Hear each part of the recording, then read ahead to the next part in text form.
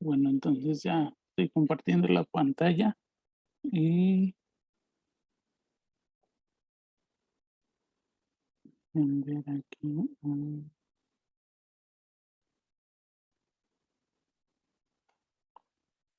Ok, entonces de la primera parte de los ejercicios otra vez estábamos haciendo los pares en la tarea pasada, ahora vamos a hacer los impares. Entonces el primer ejercicio dice, sea D un dominio entero, demuestra que Q de D, el campo de cocientes de D, construido en clase es un campo. Y bueno, en realidad ese ejercicio es pues ver el teorema 3.1.12 de la clase 16. Ajá. El teorema, si leen las notas, o bueno, si recuerdan ahí, pues el campo de cociente se construye como cuando se construye Q en base a Z. Ajá. Son clases de equivalencia con una relación. No hay tanto problema. Y bueno, ya la gran parte es el teorema 3.1.12. Entonces vamos a ver el ejercicio 3, el cual dice, sea D un dominio entero contenido en un campo F, si F' es igual al conjunto de A por B inversa para A y B en D. Entonces demuestre que F' es un subcampo de F. Ajá. Entonces, F' está tomando que A y B aquí. Para que exista B inverso, lo está pensando en F, en F, ¿no? No tanto en el dominio entero. Entonces, la primera parte es ver que F' es un subcampo de F y ya con D contenido en F'. Ajá, y que F' es el subcampo más pequeño que contiene a D. Y que existe un isomorfismo del campo de cocientes de D en F'. Bueno, entonces, para ver qué es un subcampo, pues basta ver qué es un subanillo, un subanillo en el que cada elemento posee un inverso. Y bueno, claramente F' va a ser un subconjunto de F porque los elementos A y B están en D, que están contenidos en F en particular. Y F es un campo, entonces en F también está B a la -1. Y bueno, ya nada más hay que checar que F' es un campo.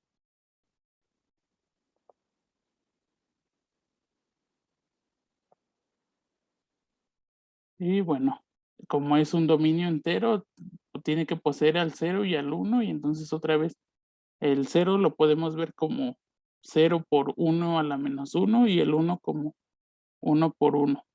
Ese vuelve a estar en F'. Y tanto la suma como el producto vuelven a estar. Ajá, entonces si tomamos dos elementos X y Y en F', esos elementos son de la forma A por B a la -1. Entonces aquí tenemos dos elementos A por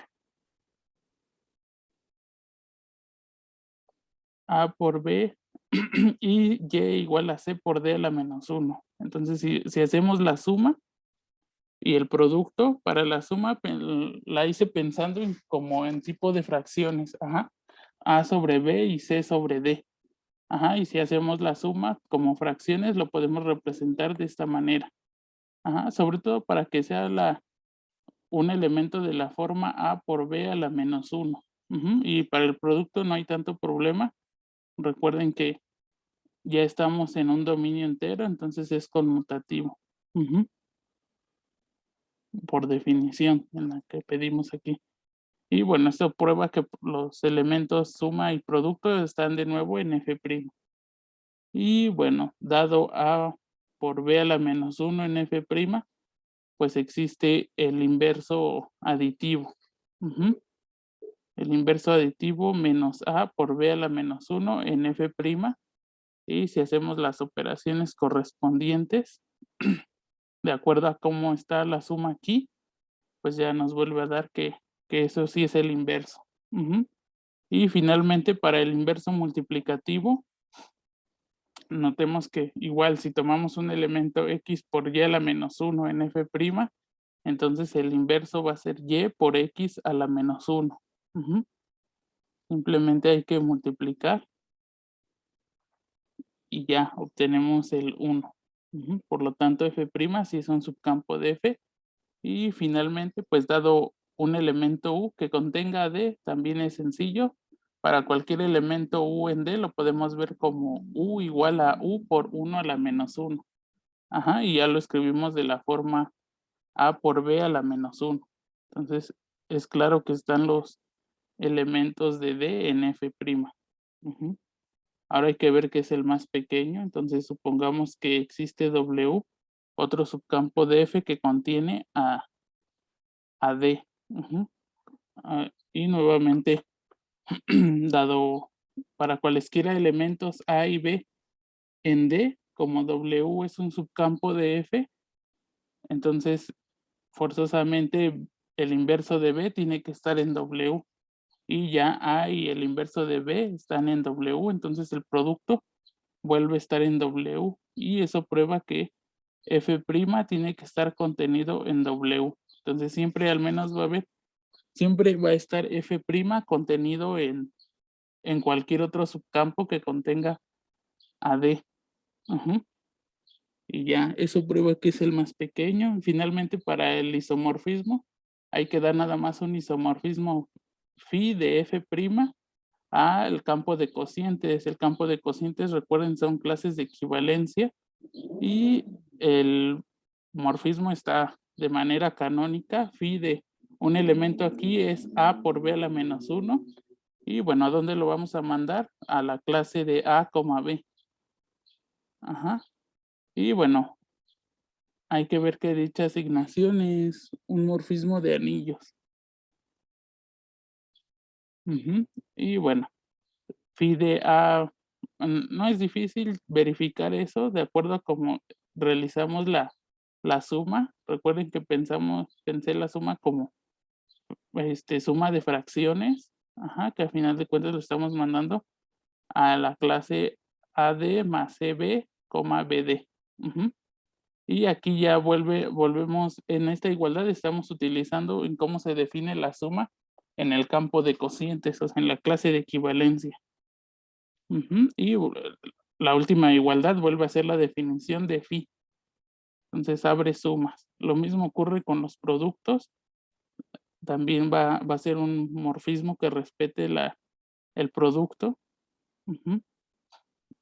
Aquí otra vez estamos aplicando la definición del producto de dos elementos en f', la definición de phi y el producto de las clases en el campo de cocientes. Bueno, el producto que se le da al campo de cocientes y otra vez la definición en phi. Entonces, pues es un morfismo de anillos y ver qué es, pues qué es su proyectivo también es sencillo, ya que para toda clase en el campo de cocientes basta tomar a por b a la menos 1 en f' y ese es una preimagen. Y ya nada más calcular el kernel. Entonces el kernel de phi son los elementos en f', tal que phi lo manda a la clase 0,1. Entonces, la clase del 0,1 es el 0 en el campo de cocientes. Y ya nada más hay que ver quiénes son esos. Recordemos aquí, lo único que estoy yo aplicando aquí, lo importante es cuando dos clases en el campo de cocientes son iguales. Sí, es como cuando lo pensábamos en fracciones, ¿no? A sobre b es igual a 0 sobre 1, sí, solo sí. A por 1 es igual a b por 0. Eso quiere decir que a es 0. Y si a es 0, todo este de aquí, este producto, a por b a la menos 1 era 0. Entonces el kernel es 0 y por lo tanto phi es un es un monomorfismo y ya. Luego es un isomorfismo. El ejercicio 5 es una caracterización de ser un subcampo. Si K es un campo, demuestra que un subconjunto S es un subcampo si solo si S es un subanillo de K que satisface que el 1 está en S y para todo A en S, distinto de 0, se tiene que el inverso vuelve a estar en S. Ujú. Y que la intersección de subcampos de K es un subcampo de K. Entonces, vamos con el inciso A, la implicación de hacia la derecha. Ajá, entonces supongamos que ese es un subcampo de K. Entonces, por definición de ser subcampo, pues ese vuelve a ser un campo con las mismas operaciones que K, ¿no? En particular, pues va a ser un subanillo y va a contener al uno y para cada elemento distinto de cero va a poseer un inverso. O sea, es un campo restringido con es un campo con las operaciones restringidas, ¿no? De K. O sea, esa implicación es sencilla. También la otra, o sea, si ahora tomamos un subanillo de K que satisface que uno está en K y que para cualquier otro elemento posee un inverso, entonces el, la condición uno hace que ese subanillo sea unitario y por el inciso 2 igual el conjunto junto con el producto se vuelve un grupo abeliano. Y entonces pues ya es un campo por sí mismo, con las operaciones de K. Entonces en particular pues es un subcampo de K. Para la intersección de subcampos pues de K, entonces escojamos S1 y S2 subcampos de K. Y lo vamos a hacer con ayuda del inciso A. Entonces, como son subcampos, cada uno, S1 y S2, satisface que el elemento unitario está tanto en S1 y en S2. Por lo tanto, el 1 vuelve a estar en la intersección.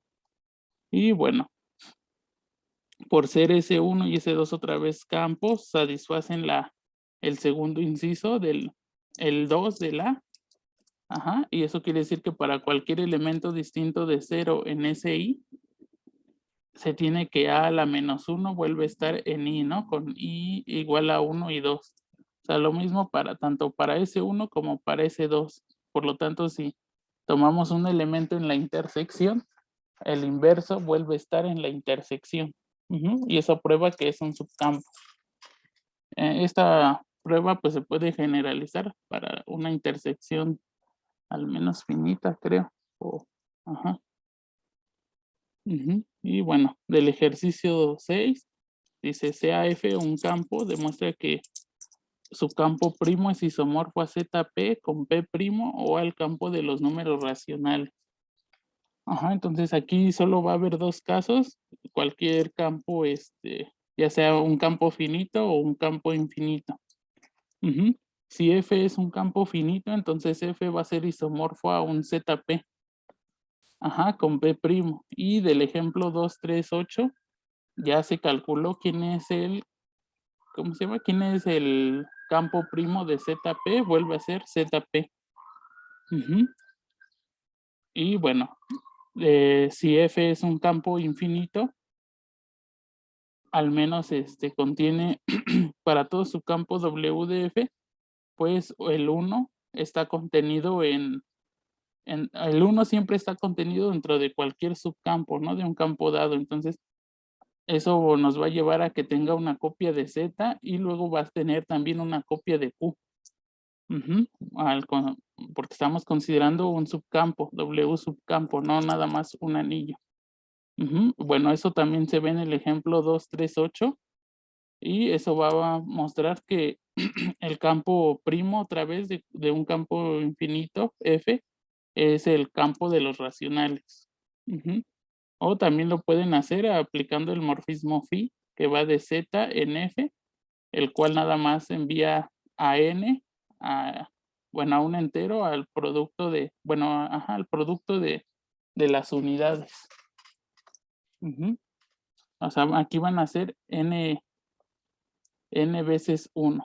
Es el morfismo canónico. Ya sé que, si recuerdan, ya habíamos visto que solo había dos cosas en los campos, ¿no? O sea, si era finito, tenía que ser un ZP. Y en el caso de que sea infinito, al menos siempre va a haber una copia de Q. Cualquier otro subcampo cualquier otro subcampo de SF va a contener una copia de Q. Entonces ese tiene que ser el campo primo, que se definió como la intersección de todos los subcampos. Y bueno, no sé si tengan alguna duda.